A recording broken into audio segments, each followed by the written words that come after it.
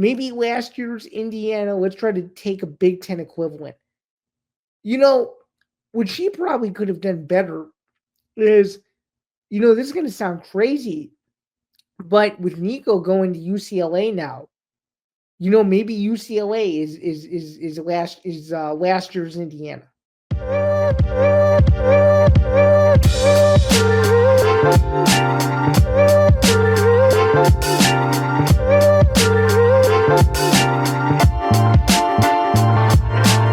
All right, everyone, here we go. Welcome back. It's episode 44. This has been a frantic, week to start things off. It's Thursday, so happy Thursday afternoon to wherever you might be. And thanks again for tuning in. I greatly appreciate it. We're back for another edition. It's the first time we've done back-to-back shows in about 2 months. And given what we're going to be beginning today with, I guess it's only kind of fitting in some ways, but we'll get to that soon here. So before we get into everything, though, please be sure to like and subscribe. You know the drill. YouTube.com/EDP Network. Very, very important that you guys do this. It'll help out the algorithm a lot. We're getting closer and closer to 1,000. So again, the more you like my show or like the other shows on the network as well, it would be greatly appreciated if you just show us a little bit of love, whether that's subscribing, of course, liking, adding it to your playlists, whatever you want to do. Go and do that. All right, and as I just alluded to, make sure to like, follow, and subscribe. You can follow my show across social media at Bando's Breakdown. Again, my name is Zain Bando. If I didn't already make that clear in the beginning of the episode, for those of you who have never seen me before or coming in to this show for the very first time, this is 30 or so minutes in the world of sports, what I think is the most important, which centers around college football, college basketball, even in the off season as well, NFL, combat sports, which is going to be what most of the summer is, because football is in its off season, and baseball. We're going to get into the heart of it later, but baseball is still early, so we're not going to get to that quite yet. As much as I would like, we're also in the thick of the NHL and NBA playoffs, which by the time this releases, some of what I'm about to say is more than likely going to be outdated, which is why that segment is going to be shorter than most, because we have more important things to discuss, at least in my opinion. So just keep that in mind. Again, listen to the show wherever you get the podcast, Spotify, Apple Podcasts, Acast, and so much more. And stay tuned later on in the show for a message from our friends over at Playback. But for now, let's get into the show. And thanks again for tuning in. It's very much appreciated that you guys did so today. While you guys are going through either your busy days, your quiet time, or whatever it is you guys do all day, as per usual. So let's get into it. Breaking news right off the top. I didn't have the breaking news banner in because I don't think it needs to be stated anymore, but it's more of a breaking news update. So within the last 4 hours, at the time that we're recording this, it's going to be a little outdated by the time this drops, but Alex Pereira, former UFC light heavyweight champion, puts out a cryptic tweet, which I believe is still up at press time. Let me just double check and make sure this isn't deleted, because if it is, I'm going to be disappointed, because I want to read this tweet to you guys. It's pretty crazy. Okay, let's see here. Yep, here we go. So this is it. So here is the latest on Alex Pereira, and I'll break down the resolution. So, of course, former UFC light heavyweight champion just lost to Magomed Ankalaev in March, lost the belt at UFC 313. People don't really know what's going on with him, what his immediate future is. And sure enough, this crazy tweet, which now has 3.2 million views and was posted at 1 p.m. Or just before 1 p.m. Eastern, or 2 p.m. Eastern rather, on Wednesday, was released. Allegedly not by him, but I'll get to that in a second. I always answer the UFC's calls, but if they want to play with me, more than likely meaning play with me monetarily, we can do that. I've never spoken poorly of the UFC, but with what I've just heard, I'm disheartened. I've already had thoughts of not fighting anymore, and after what was just relayed to me, this may be the start.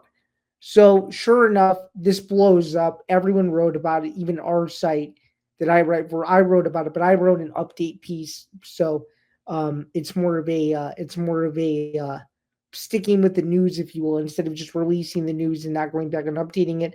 I was writing it in real time as the update took place. So the update is that Alex Pereira took to Instagram and said that it was the post wasn't made by him, and he has a great relationship with the UFC. My reaction to this is whoever hacked his account can go screw themselves.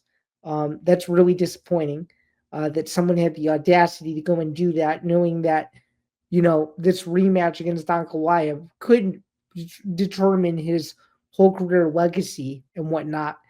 Super, super disappointing to whoever did this, and whoever did this, as I just said, should be ashamed of themselves because it's screwing with the guy's career reputation, the whole thing. So I'm glad it's cleared up from his side, from the horse's mouth. I'm sure the UFC is going to be asked about this in some way this weekend, either at the pre-fight presser, which actually is going to start.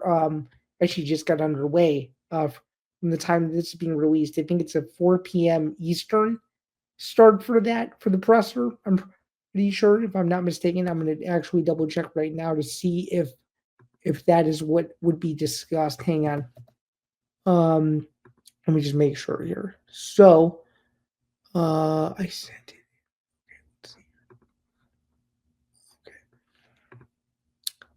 Yeah, so it'll air at 4 p.m.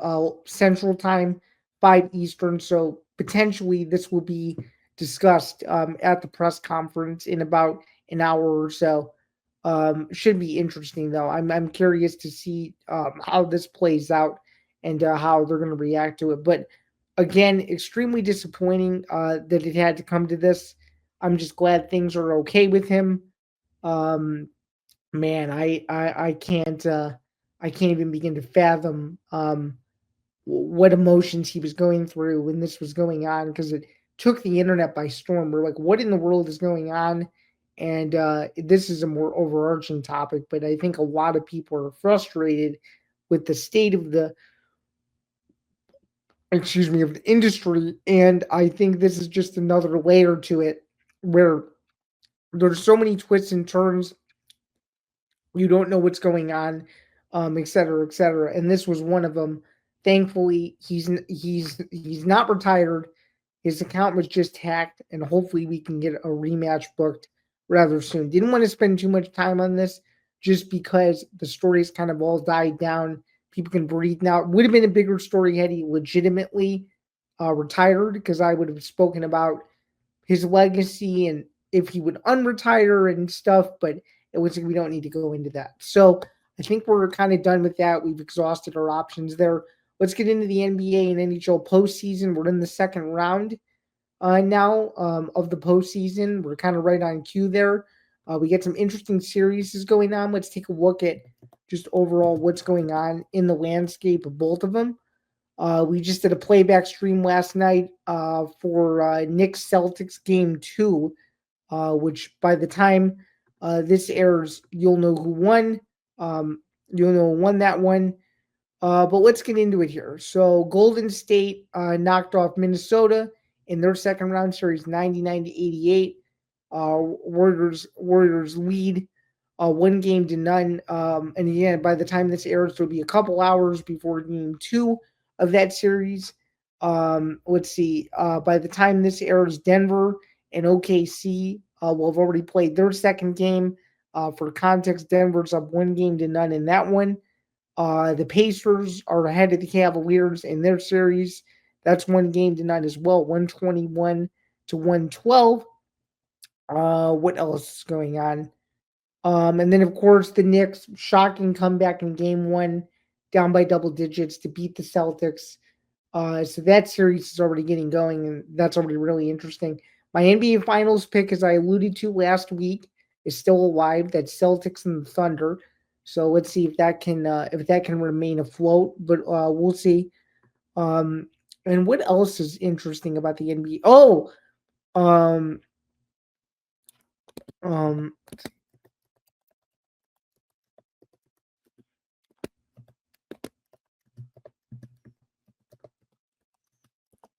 What else is interesting about this is that um, just the lack of blue bloods. I kind of spoke about this last week too. Um, Let me think. Let's see. Um, all right. So what else is going on? So let's get into the NHL scores now. Okay, so in hockey, this is getting interesting. So Carolina beat Washington in game one. The Oilers beat Vegas in game one of their series. So Edmonton stole the momentum from the T-Mobile Arena, if you will. And then, of course, the Maple Leafs are ahead of the Florida Panthers.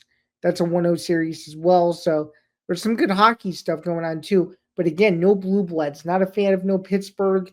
Not a fan of no Boston, no Chicago. I think it waters down the postseason considerably. I really do. So those are my thoughts on that. Again, not a huge fan of these playoffs this year. Not like some other people in and around the ecosystem of what we do, but that's just how I feel about it. I'm just not the biggest not proponent. What do you call it? The biggest follower, I guess, this year, if you want to call it that. So just something to bear in mind there. All right, let's keep it moving. Um, Trae Taylor, as we all know, class of 2027 prospect, Lake in the Hills, plays for Carmel, committed to Nebraska last week, and the big story here is how he committed. So I probably would briefly be talking about this, but because it got the attention it got, I am going to talk about it. So Trae Taylor was down to a bunch of schools. It was Illinois, Nebraska, Texas A&M, and LSU, and he chose Nebraska. But it's the way he did it that made me and a lot of other people upset. And meaning people are specifically referring to followers of Illinois athletics, Illinois football, and Illinois basketball more specifically. I have no issue with him going to Nebraska. He's going to choose the best decision for himself in regards to all that stuff. What I do have an issue with, though, however, is him going out, putting on the Illinois hat, saying he's going to stay home, and then tossing it away, and then putting on the Nebraska hat. I just thought it was uncalled for. You get a fan base's hopes up, and you turn around and you do a complete 180 and you do something else. I think it's a bad look. I think he realizes it's a bad look. He put out an apology video immediately afterward saying that he was sorry for doing so. I hope he's a good college quarterback. I do, but this will be something that I think in a couple years there's going to be a storyline like, hey, can Trae Taylor live up to this expectation? Um, you know, with the way he went about doing his hat toss. So, is it the biggest deal in the world? No. Was he doing it for attention? Probably. Was it a stupid decision? Yes. But I think now we got to move on. I mean, it's as simple as that. He's on Nebraska.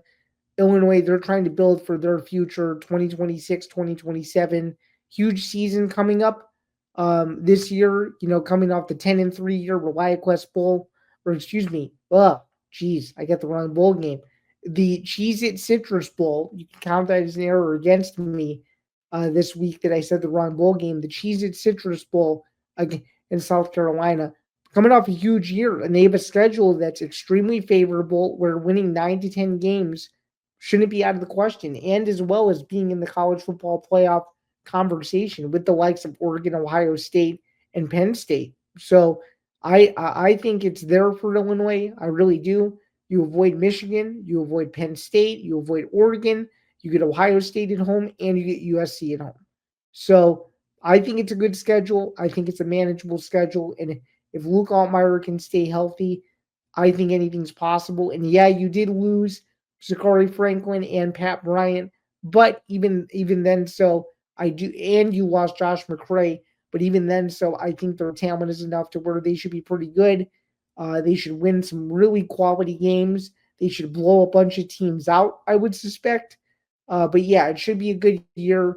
I'm excited. And for those of you who haven't gotten your season tickets, you can't get them anymore because we're sold out. So it's a good time to be a follower of that program. So I think there's a lot to be entertained by and a lot to be excited about. I had no update for you last week, but I think I got an update for you this week. So it looks like we're getting closer and closer to seeing the return of Islam Makhachev this summer, and potentially it would be at UFC 317. A picture surfaced of UFC Chief Business Officer Hunter Campbell and Islam Makhachev in Dagestan in the mountains somewhere. And it looked like they had a very good conversation from the looks of the photo. There were smiles everywhere. Looks like a deal got done. Is it going to be against Ilia Topuria? Is it going to be against Bilal Muhammad? I have no idea, but what I can tell you is he's coming back, and it's going to be huge. And International Fight Week, I think, is in for a real treat. So it should be awesome. And that's the update I have for you guys. Is expect an announcement rather soon. Is it going to be Saturday night? I don't know, but I think we're getting closer and closer to hearing the news and or a promo regarding his next fight. So that'll be exciting to see. And stay tuned for all of that. I'm sure I'm going to have a reaction to that shortly after it comes out. So stay tuned. It should be awesome. So we're looking forward to it. Bando's Breakdowns is presented by Playback. And without further ado, let's cue the playback. Just wanted to give a quick timeout in the middle of the show to remind you guys that Bando's Breakdowns is presented by Playback. I teased it a little bit earlier that there was an announcement coming, and sure enough, without further ado, here we go. Presented by Playback, watching sports is more fun with others, but we spend too much of our time watching alone. Playback is a virtual space where communities can stream live sports together with everyone perfectly synced up. Creators can hop on stage, deliver their own play-by-play analysis and commentary, and invite viewers up for Q&A. Playback makes watching sports fully interactive and a social experience. From playing fantasy sports, repping your favorite players and teams, and watching with the commentators and communities you care about. Win or lose, sports are best enjoyed together. Join our community by going to playback.tv/ETV Network to find out more, including our live stream schedule. And with that, we can get back to the show. All right, moving on to UFC Des Moines. I was there in person. Good card, a lot of entertaining fights. I went 500 on this card, 6-6. Not great. Really didn't hit on any big winners, but a few nice highlights from this card. Renier Ritter is a stud. Looks like he'll be fighting Robert Whitaker. That's the rumbling going around. Vicious knockout of Bo Nickel, giving him his first loss. Corey Sandhagen injuring Davison Figueiredo. That was hard to watch. Jeremy Stevens now having the most losses in UFC history with 18. Misha Tate losing a tough decision to Yana Santos. Daniel Rodriguez knocking out Santiago Ponzinibbio. What else was there? A really bad fight between Thomas Peterson and Dontel Mays. That wasn't very good. And a couple others. But overall, a decent show. Again, 6-6. Glad to be there. It was event number 13 for me. And unfortunately, it's my least favorite event on the list just because there were some good fights, but it wasn't as memorable as some of the other ones I've been to. A few of the UFC on Fox shows, I can tell you, were better than the one I was at this past weekend. UFC 264 was better. I would say the UFC St. Louis card last year was a little bit more entertaining, but I'm not going to put it. I'll have to redo the list now. I just thought of it. I do think it's slightly better than the Apex show I went to last year. But regardless, though, it was a fun time, always a blast. Iowa sold out crowd, 15,000 plus. First time since 2000. I loved it. Glad I was there. Was it better than Kansas City? Probably not. Kansas City was a great card. Kansas City was a really good card. I would say that was probably a better card. But to go 2 weeks in a row to the Midwest, shout out to everybody there. Overall, good production besides one snafu in the arena, which was funny. They put up the main event before the co-main event started, meaning the main event graphic to roll into that fight. According to people I've spoken to, it didn't reflect on TV, which is a good thing. It was just an in-house, issue, which is great. I was freaking out that the co-main event might have been canceled, but luckily it wasn't. And yeah, but overall, though, a good show. No complaints, and we're moving on to Canada. So I'm sorry to kind of steal a line from Belichick's playbook there. We're on to Cincinnati, but it's all good. So, with that said, let's continue on here. Really quick, just a few minutes left. We're doing pretty good on time. UFC 315 this weekend, first time in 10 years, back to Montreal, Quebec, Canada, main event. Bilal Muhammad JDM, not the best fight in the world, I got to admit. Not the best fight in the world. It could be a trap fight for Bilal, but I do think he's better everywhere. I think he'll use his wrestling, and I think if he can avoid the early storm of JDM striking, I think he should be okay. I do. I think he should be fine. This isn't who Bilal should be fighting. He should be fighting Shavkat, but Shavkat's injured, so this is the next best thing the UFC decided to do. Although I know Ian Gary probably has something to say about that, because he's been gunning for a title shot for a while too. But that's another discussion. But I like Bilal to win a decision as he usually does, and hopefully it's not as boring as the Leon Edwards fight. No disrespect. I just wasn't a huge fan of it, and even me being a Chicago guy, I wasn't a huge fan of the fight myself. Then we got Val versus Ferro. Great fight. Awesome fight. Stylistically really good. Ferro has a lot of nice finishes. Val's been the best at flyweight for, I would say, a considerable amount. I mean, even when she wasn't the champion, I would say she was the best at flyweight for a long time. And I know a lot of people like Ferro. I know a lot of people like her because it's Canada and all that. But I think we're gonna get two and stills. So pay-per-view start as usual, 10 p.m. Eastern, 7 p.m. Pacific. Before that, TV prelims, and then of course before that, the early prelims. So catch all of that, and let me just go through the particulars for you guys really quick before we move on, as we only have a couple minutes left. 6:30 p.m. Eastern start from Canada. 12 fights again on this card. Yeah, Jose Aldo's on this card. Alexa Grasso, the debut of Kyle Polek, which is a weight replacement for Yoel Alvarez, Mike Malott, and Charles Radke. Radke's been fired up. Doesn't like full send, apparently, which is interesting. Former champion Jessica Andrade, uh, Ludastis Pakauskis against Ian Kutalaba, not enough. Navajo Sterling from the Contender Series is on this card. Daniel Santos, and of course, Ultimate Fighter alumnus Brad Katana. So it's not the best card in the world. I don't think it's worth $80, but you do you with your viewing habits. I'm not going to judge you, but that's UFC 315 in a nutshell. Okay, one thing that I saw, we're going to wrap this up really quick. One thing that I saw, super, super simple one. An anonymous Colorado fan apparently wants money because he's pissed at the NFL for emotional distress over Shedeur Sanders not being selected earlier in the draft. He wants the NFL to review the draft process. I guess review a fair draft process. In fact, let me just read some of this to you because it's stupid. Okay, 1 second. This is just too freaking funny. Hang on.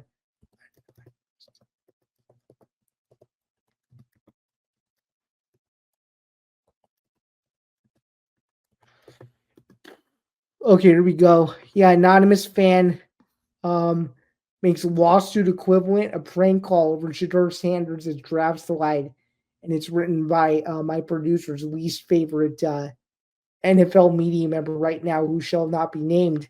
Anyway, the lawsuit, which carries the various stamps and markings to confirm it actually was filed in federal court in Atlanta on May 1st and processed on May 2nd, uses the John Doe um, uh, um, pseudonym or pseudonym. That's the first indication it's a stunt and makes a mockery of very real circumstances in which the identity of the plaintiff justifies proceeding it as anonymity. Very interesting. Okay, so let me read a portion of this. This is mumbo jumbo legal stuff that I don't care about. But it says these slanderous comments reflect bias that influence the NFL's decision making process, causing emotional distress and trauma to the plaintiff as a fan and customer. First off, what does the NFL have anything to do um with uh with Shedeur Sanders being drafted early or late? That's up to the teams, you freaking doofus. I think this is going to be thrown out. This is stupid.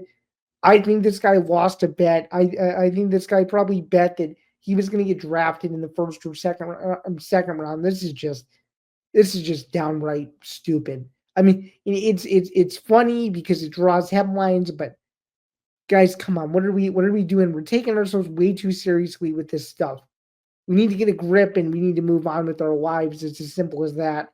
This is stupid. This is going to be a non story next week. So I figured I would just gloss over it. This is dumb. Okay. Final topic Zain Zinger, ESPN, Heather Dinich, comparing Illinois to Indiana. Okay. I understand what she was trying to do. She went on Pat McAfee, I think it was Tuesday now, tried to relay to the casual fan, a team or a program that she thinks, is on the rise and is doing good things. But even remotely comparing Illinois to Indiana is just downright stupid. And I'm going to explain why.